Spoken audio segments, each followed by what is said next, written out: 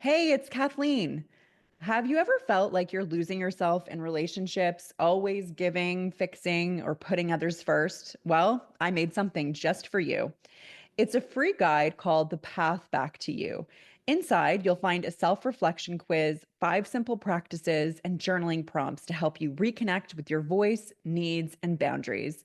Grab your free copy at kathleenkillen.com/free guide or check the link in the show notes. Get your guide and start today. Wait.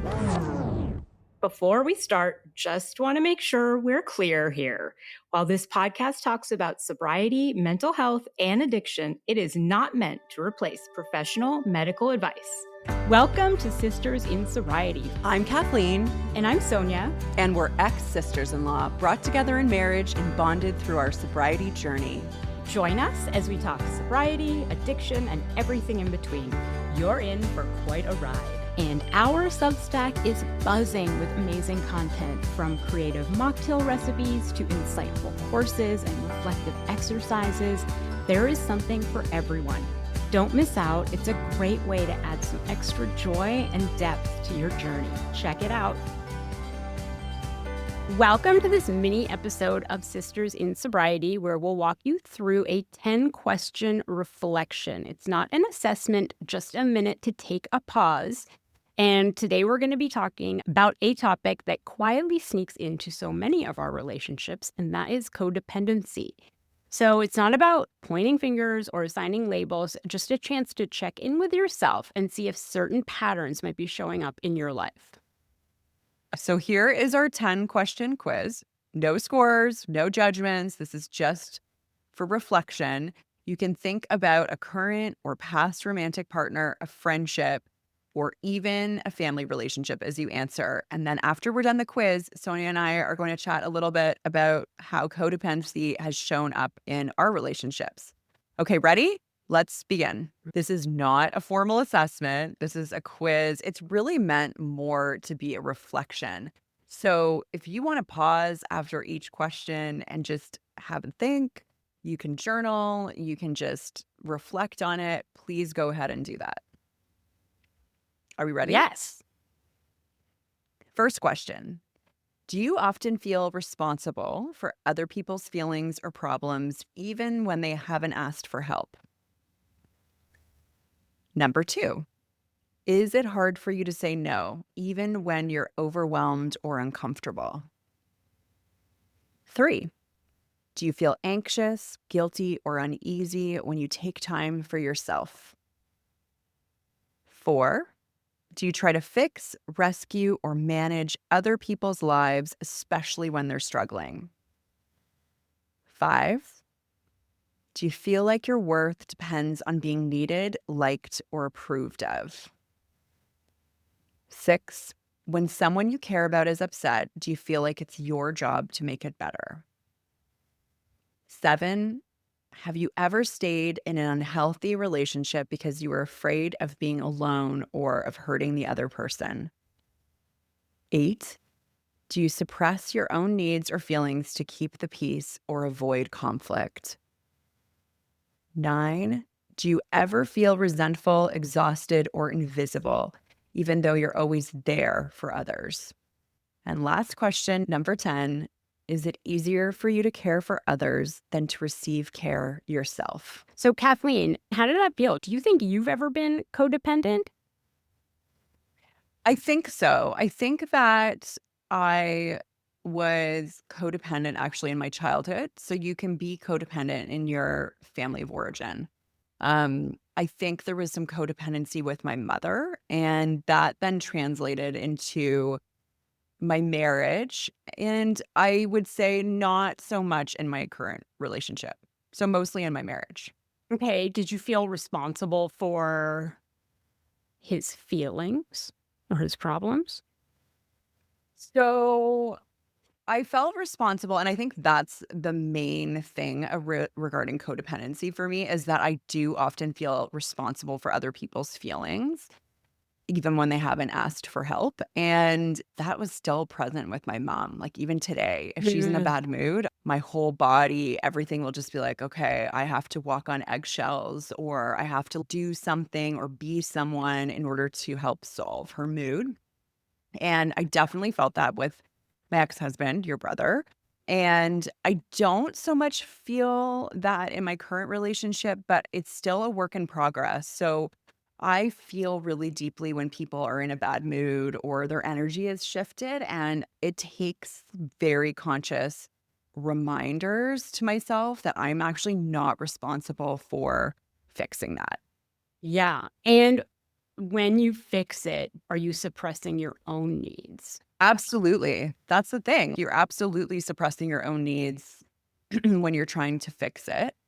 So I think that there's also who do you become to try to fix it? When I was growing up, I used humor and I was the family clown.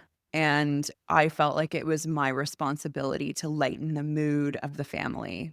And that wasn't actually my responsibility.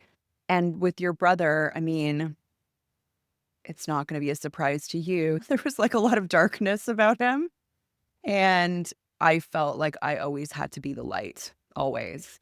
So, yeah, that meant that I would neglect my own needs. That meant that maybe I didn't feel like being funny that day, but I just put on an act anyway to lift my family up, for example. Yeah. What's interesting about certain people, though, so my brother, shout out, boo boo, he he is always that person, right? In every Mhm, relationship, he is always the one who the other person feels the need to lift them up or be mhm. the light, which is interesting. Are there certain people that are predisposed to one of the roles in a codependent relationship?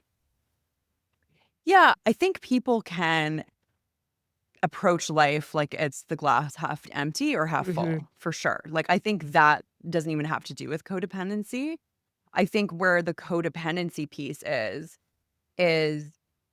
I couldn't honor that that's just who he was and how he was feeling. I needed to try to fix it.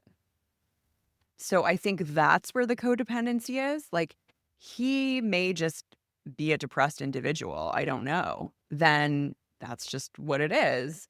But it's not always up to me to fix it. You know what I do you see the Mhm. difference there? Like, you can have, like, mood challenges for sure. Not everybody is gonna be happy all of the time. Not everyone is super optimistic all of the time.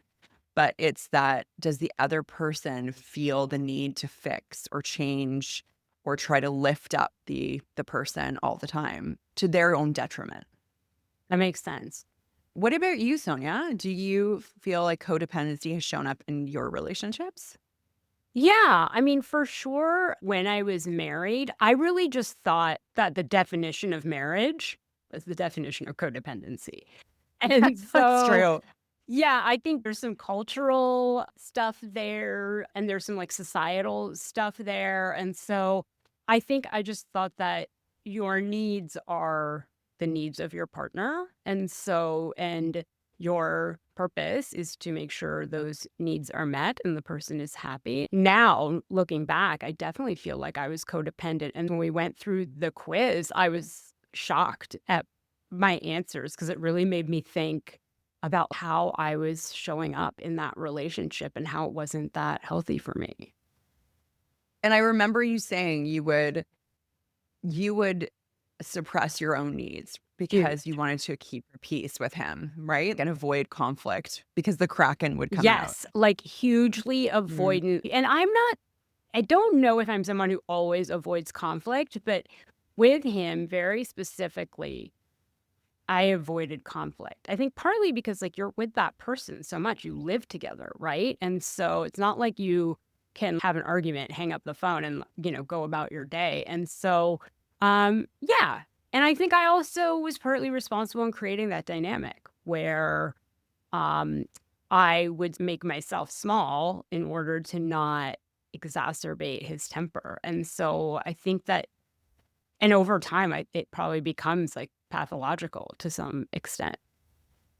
Well, it'll become a cycle. Yeah, which is It'll become a cycle in your relationship. yeah, which Yeah. is part of why I knew until I started working until I had worked on it a bit more, I wasn't ready to be in a relationship.